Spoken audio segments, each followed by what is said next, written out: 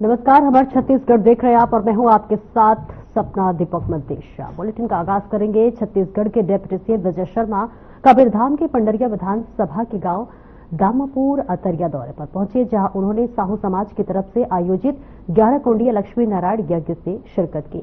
उन्होंने लक्ष्मी नारायण यज्ञ में पूजा अर्चना कर आशीर्वाद लिया और प्रदेश की सुख समृद्धि की कामना की। इस बीच आपको बता दें कि डिप्टी सीएम विजय शर्मा ने साहू समाज की मांग पर डोम निर्माण के लिए 30 लाख रुपए की घोषणा की, साथ ही ग्रामीणों के बीच जाकर उनसे आत्मीय बातचीत की। प्रदेश के डिप्टी सीएम जैसे ऊंचे पद पर होने के बाद भी उनका जमीन से जुड़ा व्यक्तित्व उन्हें जनता के और करीब लाता है।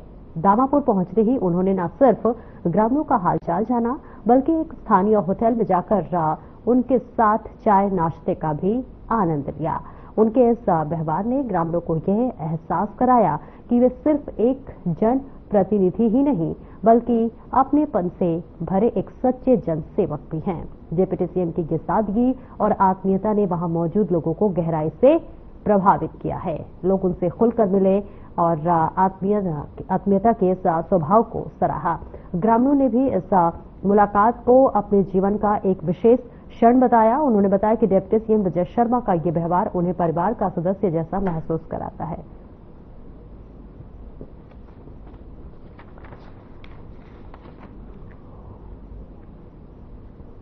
दुर्ग नगर पालिका निगम के अधिकारी पुराने बस स्टैंड के आसपास अतिक्रमण को हटाने पहुंचे। आपको बता दें, नगर निगम ने अतिक्रमण के खिलाफ अभियान छेड़ा हुआ है। इसी कड़ी में निगम का अमला शुक्रवार को इंदिरा मार्केट से अतिक्रमण हटाने दल बल के साथ मौके पर पहुंचा। इस अभियान में अवैध कपड़ा दुकानों सहित अन्य दुकानों को भी हटाया गया। ये कार्रवाई यातायात व्यवस्था को सुव्यवस्थित करने और शहर को अतिक्रमण मुक्त बनाने के लिए की गई। अतिक्रमण हटाने का अभियान नगर निगम ने दुर्ग के पुराने बस स्टैंड और आसपास के क्षेत्रों में छेड़ा। हालांकि निगम अतिक्रमण के खिलाफ कार्रवाई करता, इससे पहले क्षेत्र के नाराज व्यापारियों ने कार्रवाई को लेकर विरोध जताया। भारी पुलिस बल के बीच मौके पर गहमा गहमी का माहौल देखने को मिला। विरोध के बाद भी कार्रवाई चलती रही और इस अभियान का मुख्य उद्देश्य यातायात व्यवस्था सुव्यवस्थित करना और शहर को अतिक्रमण मुक्त बनाना था।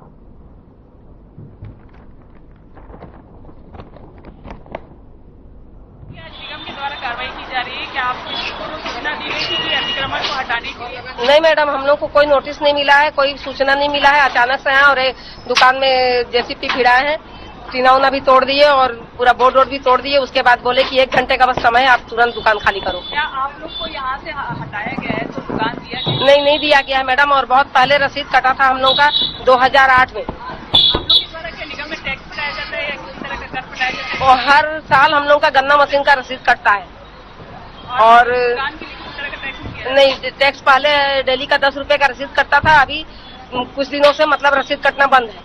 और उसके बाद में हम लोग को 2008 में दुकान के लिए रसीद दिया गया था। दुकान हम लोग को नहीं मिला, जिन लोगों को मिला उन लोगों को मिला है, हम लोग को दुकान नहीं मिला है मैडम।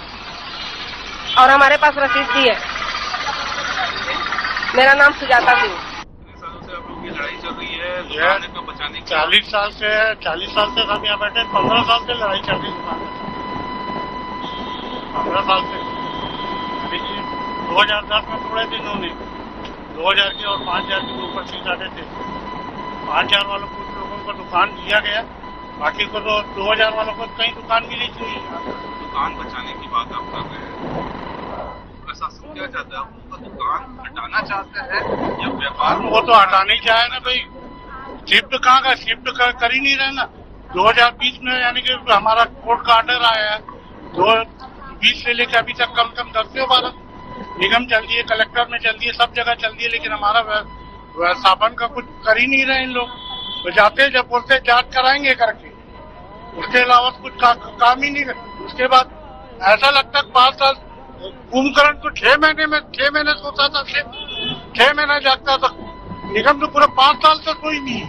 अच्छा, हमारे माध्यम से अनुरोध करना चाहते हो? हम चाहते हैं कि उनसे अनुरोध करना चाहते भाई हमारा ऐसी जगह व्यवस्थापन कर दो, हमारा रोजगार चल सके, बाल बच्चे पल सके हमारे, और कुछ नहीं है। मेरा नाम मोहम्मद तबरेज खान है, मेरा कपड़े का व्यापार है यहाँ पर। आज हमला पहुंचे निगम का तोड़ने के लिए दुकान देखिए कोई भी चीज का एक प्लान होता है, बिना प्लान के आज देखो, सबसे पहले तो आज शुक्रवार था, नमाज का टाइम में इन लोग निगम की टीम पहुंच गई और कोई नोटिस वगैरह नहीं दिया गया और इनका कहना है कि निगम ने इनको अलॉटमेंट दे दिया है। हमारा कहना है कि अलॉटमेंट निगम कहाँ दिया है? अगर निगम अलॉटमेंट करता तो हम लोग ये जगह छोड़ने के लिए तैयार हो जाते हैं। अलॉटमेंट लेटर ऐसा है कि इन लोग नहीं दिखा पा रहे, निगम बोले कि हमारे पास है, हमने बोले कि लाइए, इन्होंने कुछ नहीं दिखा पाए। हमारे पास 58 दुकान का पर्ची है जिसमें इन्होंने 2000 का रसीद हम लोगों का काटा था और ये हम लोगों को गुमराह कर रहे हैं कि आप लोगों को दे दिया गया है। फिर बोलता है शिवम दुबे जो अभी बाजार प्रभारी बने हैं, उनका कहना है कि मैं अभी के अभी आपको व्यवस्थापन करूंगा। मेरा कहना है, इनसे पूछना है कि इतने जल्दी आप व्यवस्थापन कहाँ कर दोगे? 2010 में हमारी दुकानें टूटी और आज तक आप व्यवस्थापन नहीं किए और आज के आज कहाँ होगा? ये मैं इनसे जानना चाहूंगा। इनका कहना है कि आप हमको 5000 रसीद में दुकान दिया है। सबसे पहली बात तो मैं इनको ये जानना चाहूंगा कि निगम ने 5000 रुपए रसीद में बड़े व्यापारियों को, पूंजीपतियों को दुकान बेचा है और इनका जांच होना चाहिए और इनके ऊपर केस दायर होना चाहिए। सबसे पहले निगम के ऊपर कि ये दुकान कहाँ बेची है, गरीबों के आड़ में दुकान बनाकर बेचा गया है, इनके ऊपर जांच और कार्रवाई होना चाहिए और हम लोगों के लिए व्यवस्थापन एक सही जगह जहाँ पर व्यापार का केंद्र हो, वहाँ हमारा व्यापार के लिए जगह दिया जाए। सबसे पहले निगम के ऊपर FIR हो कि जगह दिया तो दिया किसको। आप क्या चाहते हैं कि आपको दूसरी जगह दुकान मिले या पूरे मार्केट में आप जांच का वो चाहते हैं, जांच चाहते हैं? नहीं, निगम जांच करा ले। इनका कहना है कि हम दुकान दिए, कहाँ दुकान दिए? अलॉटमेंट हमारा, हमने इनको 3-4 जगह दिखा चुका है ऑलरेडी कि ये जगह में हमारे को दुकान दिया जाए और जो निगम को पैसा मतलब दिया जाता है किस्त में या एक मुश्त भी दिया जाए तो हम लोग देने के लिए तैयार है, पर हमारे को अलॉटमेंट हो सही जगह। 58 दुकानदार के पास 2000 की रसीद है, एक दुकानदार को भी दुकान नहीं दिया गया है। ये फर्जी बात कर रहे हैं। 5000 रुपए में मात्र 2 से 4 आदमी को यहाँ पर कटा है रसीद, लेकिन इनका कहना है कि हम पूरे को व्यवस्थापन कर दिए। अगर ये एक भी साबित कर दे तो हम लोग अपने आप यहाँ से हट जाएंगे। हम लोग किसी भी हाल में नहीं हटेंगे। हमारे ऊपर पहले बुलडोजर चलेगा, उसके बाद हमारा दुकान टूटेगा। अगर शिवम दुबे अगर चाहेगा दुकान तोड़ना तो सबसे पहले हमारे ऊपर बुलडोजर तोड़ेगा, चलाएगा, उसके बाद दुकान टूटेगा। महापौर से या शहर विधायक से किस तरह की महापौर जी के पास हम लोग गए थे। महापौर जी चुनाव के समय जब वोट मांगने आई थी, तकियापारा से सबसे ज्यादा मुस्लिम लोग इस पर महापौर जी को वोट दिया और महापौर जी ने बोला था कि हम गरीबों के लिए व्यवस्थापन करेंगे और हम उनके पास गए भी थे। अभी हम लोग एक हफ्ता पहले उनसे बात हुई है, उन्होंने भी कहा कि हम जांच कराएंगे, लेकिन बिना जांच के टीम आकर के ऐसा उग्र प्रदर्शन करेगा तो यह हम लोगों को बर्दाश्त नहीं होगा। इसके लिए कुछ भी हो जाए, हमको हमारी निगम की टीम हमारी दुकान को छू भी नहीं पाएगा। दो दुकानदार बता दीजिए कि निगम कल फिर आती है, इसको टूटने देगी? निगम अगर आएगी तो सबसे पहले हमारे ऊपर बुलडोजर चलेगा, उसके बाद टूटेगा। निगम की हमला हमारी दुकान को नहीं छू पाएगी। अतिक्रमण तोड़ने पहुंचे हुए हैं निगम के अधिकारी, क्या है पूरा मामला जरा बताएं, क्यों तोड़ रहे हैं?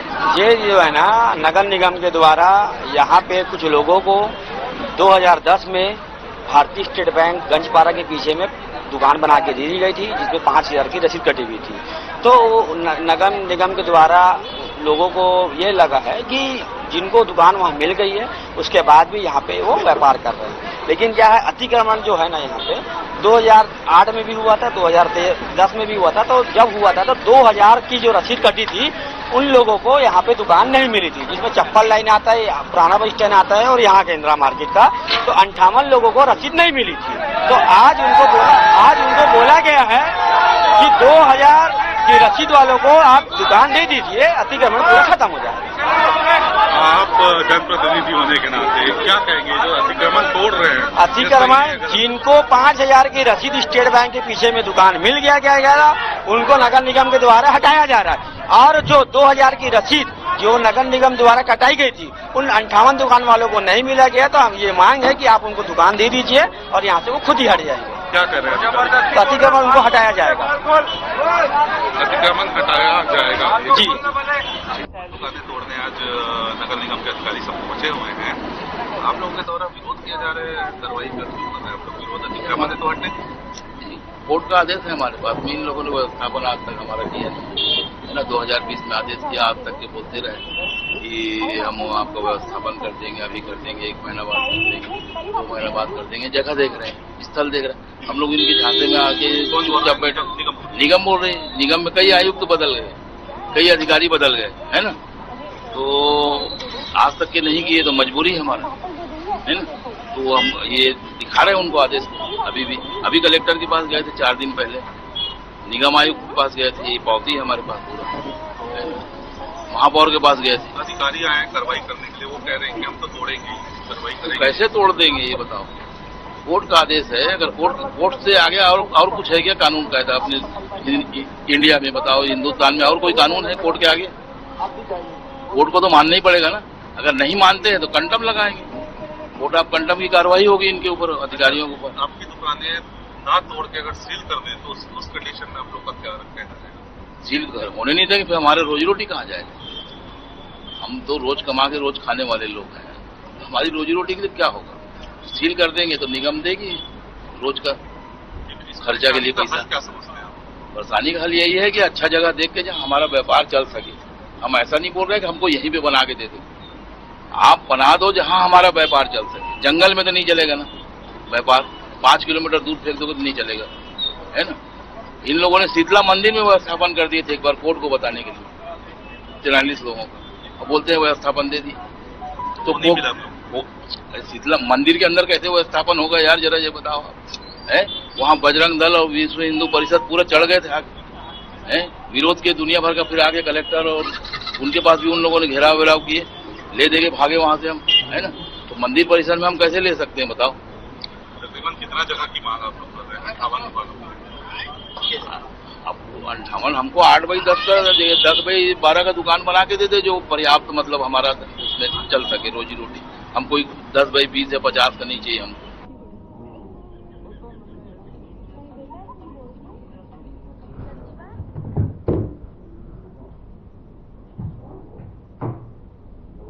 और आगे बढ़ेंगे जहां रायपुर में छत्तीसगढ़ रचक्काकार विकास कोच के अध्यक्ष का पद के पदभार ग्रहण कर कार्यक्रम का आयोजन किया गया, जिसमें छत्तीसगढ़ के मुख्यमंत्री विष्णुदेव साय समेत दूसरे गणमान्य लोगों ने शिरकत की। इस मौके पर सीएम समेत गणमान्य लोगों ने सभा को संबोधित किया।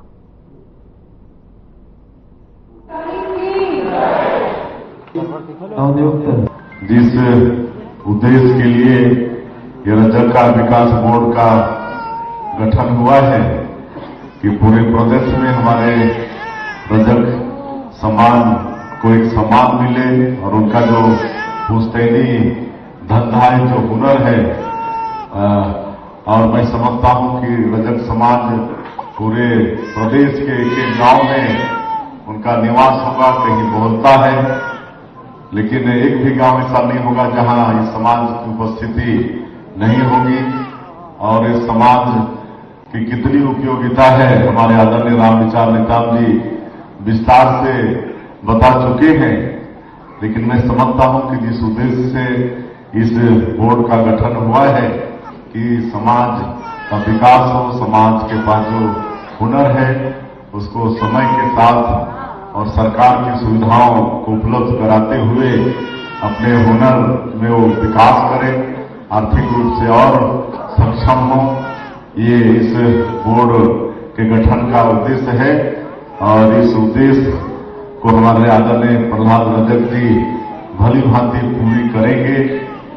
जो हम लोगों ने उनसे उम्मीद किया है उस उम्मीद में खरा उतरेंगे, क्योंकि प्रहलाद रजक जी को मैं बहुत दिनों से जानता हूं। जब विधायक था तब से जानता हूं, तब से परिचय है। वो बहुत ही स्वयंसेवक हैं, कर्मठ हैं, कई पदों में संगठन में काम करने का उनको अनुभव है, कई जगह प्रभारी रहे हैं, तो उनके अनुभव का लाभ निश्चित रूप से इस बोर्ड को मिलेगा। और ऐसा ये समाज, यहाँ पर तुलसी कौशिक जी भी कहीं पर होंगे, अच्छा सामने बैठे तुलसी कौशिक जी, ये भी आपके समाज के गौरव और हमारे पड़ोसी हैं और हमसे भी सीनियर हैं राजनीति में, हमसे भी सीनियर है और बराबर साथ देने वाले और मार्गदर्शन देने वाले। मतलब कितनों भी घर में जरूरी काम हो, लेकिन हम इनको बोलते थे कि हमको रायपुर जाना है कि दिल्ली जाना है कि भोपाल जाना है। जब पहली बार 90 में विधायक बना अविभाजित मध्य प्रदेश में, तब से लेकर लगातार 30-35 वर्षों तक छाया की तरह रहने वाले आदरणीय तुलसी कौशिक जी आपके समाज के गौरव हैं, उनका भी मैं अभिनंदन करता हूं। और जैसा कि आप सब लोग ये देख रहे हैं कि हम लोग सरकार में करीब 1.5 साल से हैं और आप सब लोगों का आशीर्वाद, पूरे छत्तीसगढ़ का आशीर्वाद हम लोगों को मिला है। विधानसभा में भी, लोकसभा में भी, अभी नगरीय निकाय में भी, त्रिस्तरीय पंचायती राज में भी भरपूर आशीर्वाद पूरे छत्तीसगढ़ का, सभी समाज का, आपके समाज का भी मिला है।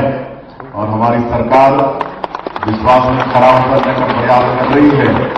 1.5 साल में आप लोगों ने देखा है कि हमारे देश के यशस्वी प्रधानमंत्री नरेंद्र मोदी जी ने जो 2023 के विधानसभा चुनाव में छत्तीसगढ़ की जनता से वादा किए थे, जो मोदी की गारंटी के रूप में बिल्कुल राइटिंग में है, उसको पूरा करने का प्रयास हमारी सरकार कर रही है।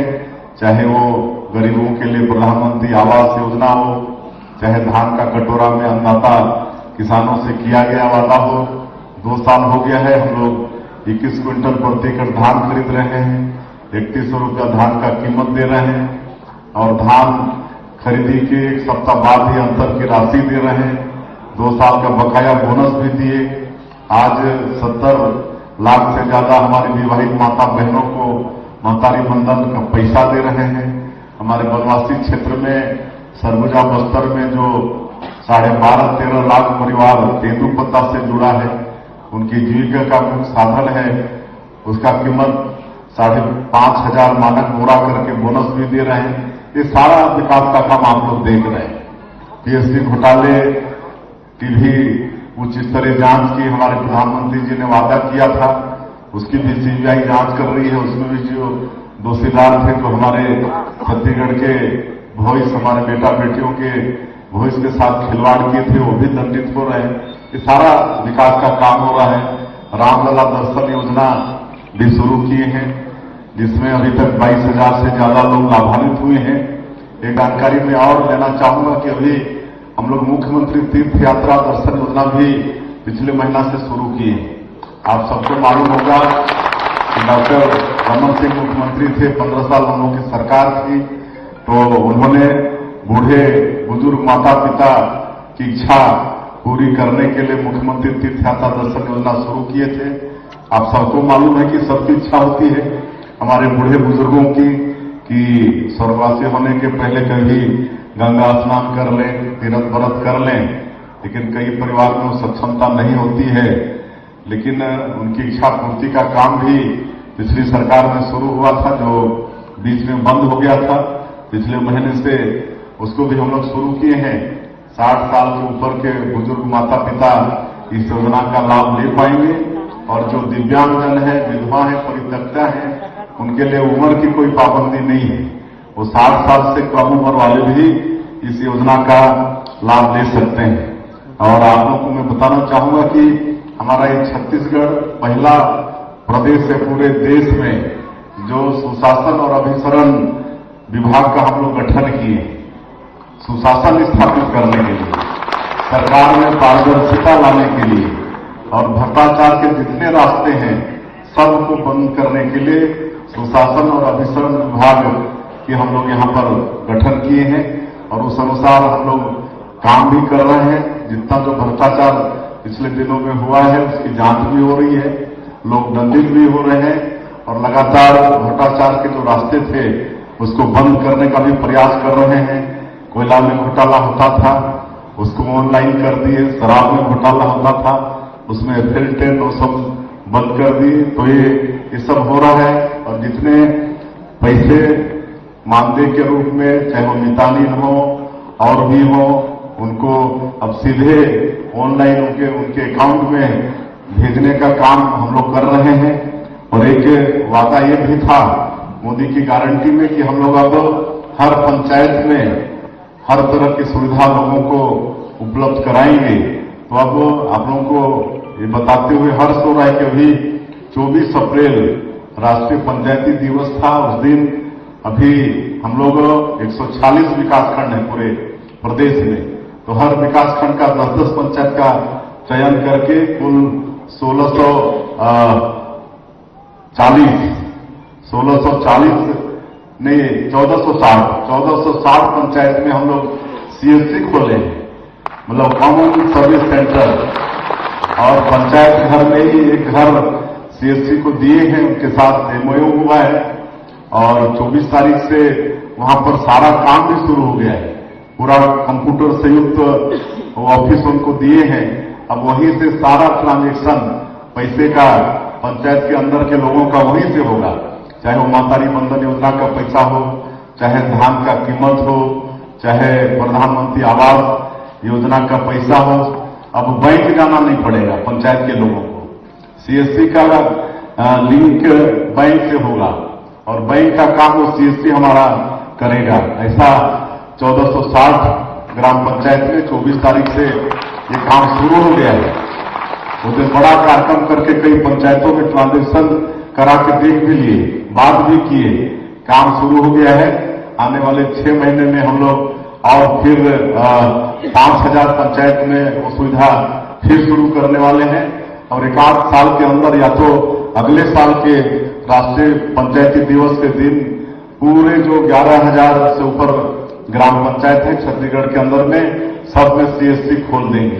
ये काम हम लोग कर रहे हैं और नई उद्योग नीति भी लाए हैं।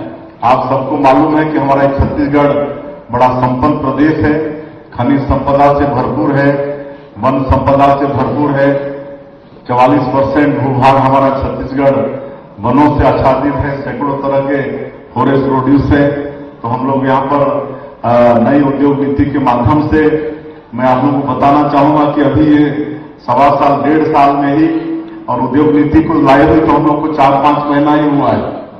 और नई उद्योग नीति लाने के बाद हम लोग दिल्ली, मुंबई, आपका बेंगलुरु, रायपुर इसमें सबमिट किए हैं और इतना अच्छा हम लोग का उद्योग नीति बना है कि आज 4.5 लाख करोड़ से ज्यादा का निवेश प्रस्ताव हम लोग को मिल चुका है, 4.5 लाख से ज्यादा। और इतना अंतर है कि एक कंपनी है साउथ का, दिसंबर जनवरी में उनसे दिल्ली के समिट में मुलाकात हुई थी और 4 महीने में ही सेमीकंडक्टर चिप्स बनाने का उद्योग का भूमि पूजन हम लोग कर दिए यहाँ पर नया रायपुर में। और आज एक और उद्योग का यहाँ पर शुरुआत की है। आज एआई डेटा सेंटर पार्क, उसकी भूमि पूजन आज उसका भूमि पूजन हम लोग किए हैं। और ये मध्य प्रदेश का ही, मतलब छत्तीसगढ़ का दामाद है, मध्य प्रदेश का रहने वाला है, वो आज यहाँ पर एआई डाटा सेंटर पार्क लगाने जा रहा है 1,000 करोड़ का, और उससे बहुत लोगों को रोजगार भी यहाँ पर मिलने वाला है। तो इस तरह से हमारी उद्योग नीति है, इसमें हम लोग बस्तर, सरगुजा को विशेष फोकस कर रहे हैं और स्किलिंग को भी बहुत महत्व दे रहे हैं, माननीय प्रधानमंत्री जी का भी। और जब हम लोग 15 साल यहाँ पर सरकार में थे तब भी स्किलिंग को बहुत महत्व दिए हैं। भारत सरकार में पहली बार स्किल मिनिस्ट्री भी वहां पर, स्किल डेवलपमेंट मिनिस्ट्री का भी वहां पर गठन हुआ। यहाँ भी छत्तीसगढ़ के अंदर doctor Raman Singh ji livelihood college, हर ब्लॉक में आईटीआई ये सब खोले, तो स्किलिंग पर बड़ा ध्यान दे रहे हैं। कल ही एक भारत सरकार नीति आयोग, उसके साथ हमारे प्रदेश की स्किलिंग डेवलपमेंट मिनिस्ट्री का एमओयू हुआ है और दिन भर कार्यशाला चला है। और यहाँ पर कैसे और उद्योग धंधा बढ़े, इसके लिए कल पूरा दिन भर सत्र चला है, तो उसका भी लाभ निश्चित रूप से मिलेगा। नीति आयोग की बराबर चिंता है छत्तीसगढ़ के अंदर अधिक से अधिक लोगों को। तो आज इस कार्यक्रम में अपना हम लोग जब कपड़ा अपने छोटे जगह में से आते हैं, हमारे आई तो वहां गर्मी तपतपाती में भी आयरन में वहां मार है लोहा अच्छा लगता तप रहा है उधर, फिर भी आयरन मार रहा है। वो भी मार रही, उसकी पत्नी भी मार बेचारी, बच्चे भी उसी काम में, उसी जीवन समाप्त हो जाता है। प्रेस करते करते लोगों का कपड़ा धोते धोते उनका जितना आज विकास, सर्वांगीण विकास होना चाहिए, उनका नहीं हुआ है। ये महती जिम्मेदारी हम लोग की है। ये पीढ़ी का, इस पीढ़ी को करना है और ये जिम्मेदारी, ये नेतृत्व करने के लिए भारतीय जनता पार्टी ने भाई प्रहलाद रजक जी को दिया है। महाराज, आप प्रदेश के कोने कोने में जाकर के हमारे लोग बसे, हर गांव में पहले जो व्यवस्था, ग्रामीण व्यवस्था जो थी, उस ग्रामीण व्यवस्था में नाई भी होना चाहिए था, धोबी भी होता था। फिलहाल इस बुलेटिन में इतना ही। नमस्कार।